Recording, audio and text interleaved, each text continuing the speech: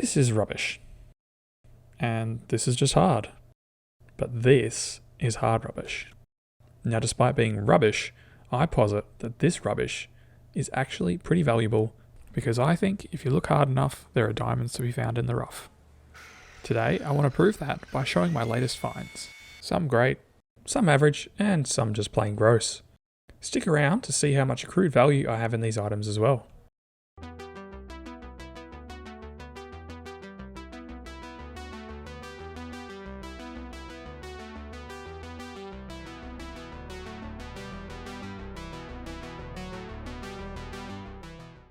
A subculture exists around regularly scavenging from these piles. People trawl active collection areas for items soon to be landfill that are reusable, simply no longer wanted, or items in disrepair in an effort to reduce waste and recycle, and sometimes even turn a profit. So these are some of those very finds. I think some of these items have just been tossed because they're no longer wanted, while others are broken and will actually need some repairs to get back to a working state. I've managed to find a couple of power drills that are in an okay state, a circular saw that looks to be barely used, a belt sander in a similar condition, and a Karcher pressure washer in tip-top shape. First cab off the rank is this Ryobi circular saw. It's quite a small unit, but it looks in pretty good condition. In fact, there's absolutely nothing wrong with it after I plug it in and test it, so that's a win.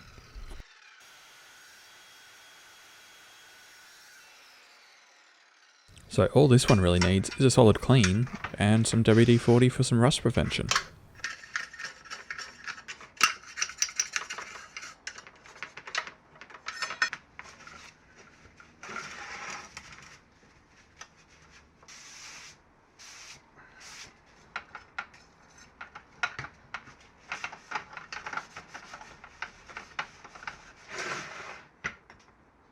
This is the HW660 from Ryobi.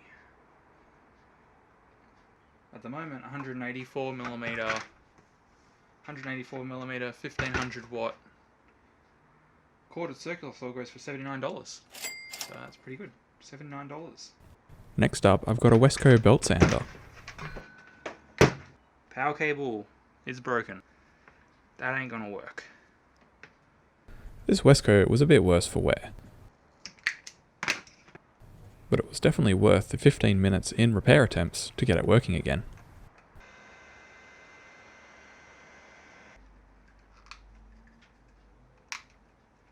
Because after that, I ended up with another working power tool. And as a cherry on top, the belt on it was brand new. Another quick cleanup was in order for this tool, but it really wasn't that well used. So far, I'm on a winning streak. Well, if I were to go buy a similar Zito tool from Bunnings new, $85. Nice. Right, one tool I have very little knowledge about. Drill and hammer. It's the Hilti TE5, I think. This Hilti drill driver really puts my DeWalt tools to shame. I've had no issues with my DeWalt tools and drilling masonry, but I imagine this just chews through brick walls. Unfortunately, it didn't come with a Jacobs chuck, and I don't have any of the necessary bits to test it properly, but we can see if it functions. This one seems to really only have cosmetic issues. Both the conventional drill and hammer drill functions seem to work. The only problem, aside from the rubber on the chuck being a bit beaten up, is that the tab that controls the rotational direction of the drill has snapped off, and so it's a bit difficult to change drill directions. But I don't really see that as a huge showstopper. Like the Wesco, this product doesn't seem to be available anymore. In fact, it looks like it's been superseded a couple of times now. The only pricing information I can find on this product was for secondhand ones, and they ranged from $100 to $200. So I'll claim $200, as I'm sure the RRP is a lot higher for this when new. Last power tool, and it's pretty grungy. It's certainly seen better days, this Ryobi.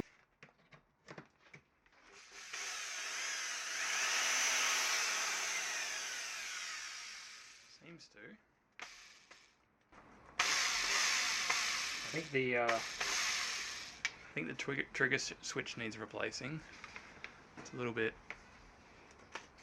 Press it a little bit and it jumps and then it stops.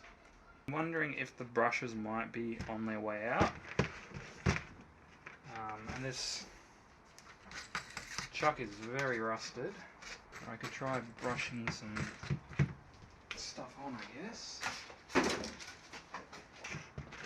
So I've got this stuff, rust remover, but you usually use it in the bath. It's actually very thin liquid, so it's not going to really adhere, and like leave that for a bit. See how she goes. Well, we'll give that Ryobi some time to hopefully fix the first of the multitude of issues that it has. I'll have a look at the find that I'm most excited about. This one. I think this retails for like 700 Australian dollars. But, yes, it doesn't work. It has a leak, as all cartridges seem to do.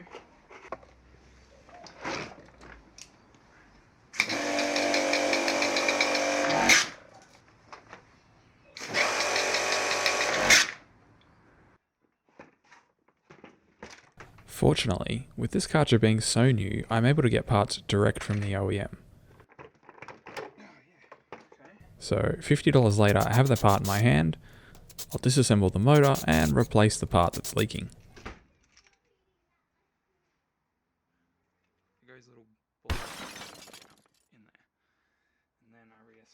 With that new part fitted, I've completely restored all functionality of the pressure washer.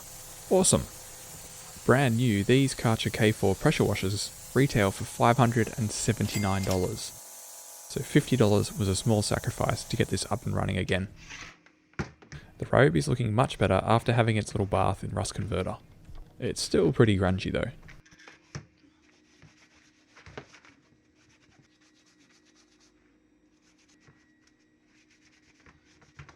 It also is no longer available for sale, but comparable drills can be found for around the $90 mark. Not bad. So we've clearly come out on top across these 5 items. But by how much? Well, adding together all of the values that I was able to find on the web for these products, we came up with an insane total of $982.53 in tool value. Yes, that is some tools' recommended resale price, or new tools, but these tools all function.